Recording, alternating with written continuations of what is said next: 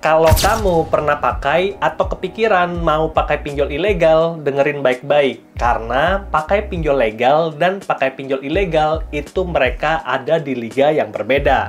Ini bukan soal telat bayar doang, tapi soal aturan main yang kita tahu bakal di luar hukum, di luar akal, dan kadang di luar perasaan.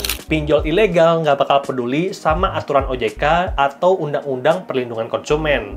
Selama mereka bisa cuan, mereka rela dan tega nyeret nama kamu sampai ke grup keluarga.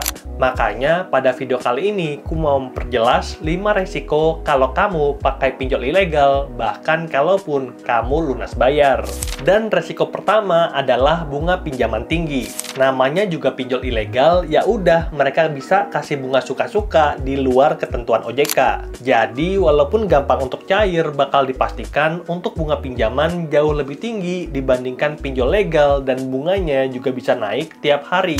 Minjam 1 juta, ujung-ujungnya disuruh bayar 4 juta dan udah ada kasus di mana minjam cuma 2,5 juta dan udah bayar lebih dari 100 juta dan hutangnya masih belum lunas. Lalu resiko kedua adalah denda yang ngenes, dan ini adalah jebakan kedua dari pinjol ilegal. Karena kan kalau di pinjol legal untuk denda, admin dan juga bunga itu udah diatur 100% maksimal dari jumlah pinjaman, sedangkan di pinjol ilegal nggak ada limit sama sekali. Jadi bunganya bisa berbunga lagi sampai unlimited. Dan bisa jadi denda sehari itu sama dengan sebulan, dan yang bikin nyesek bukan cuma dendanya, tapi juga cara nagihnya.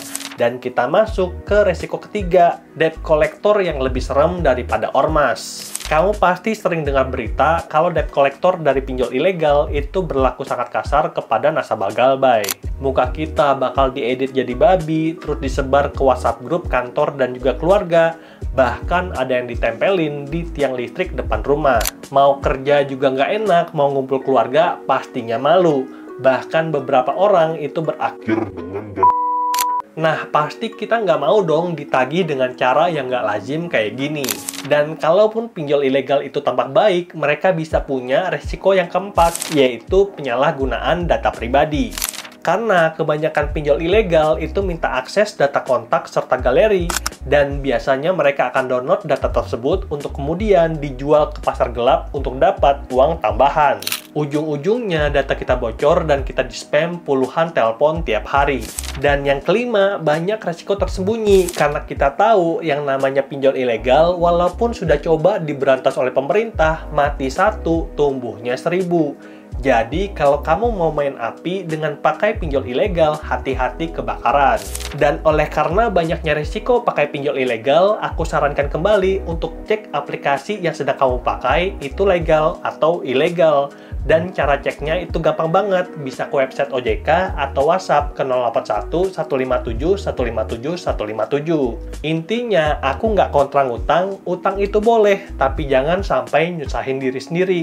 Semoga videonya bermanfaat dan sampai jumpa di video berikutnya. Bye!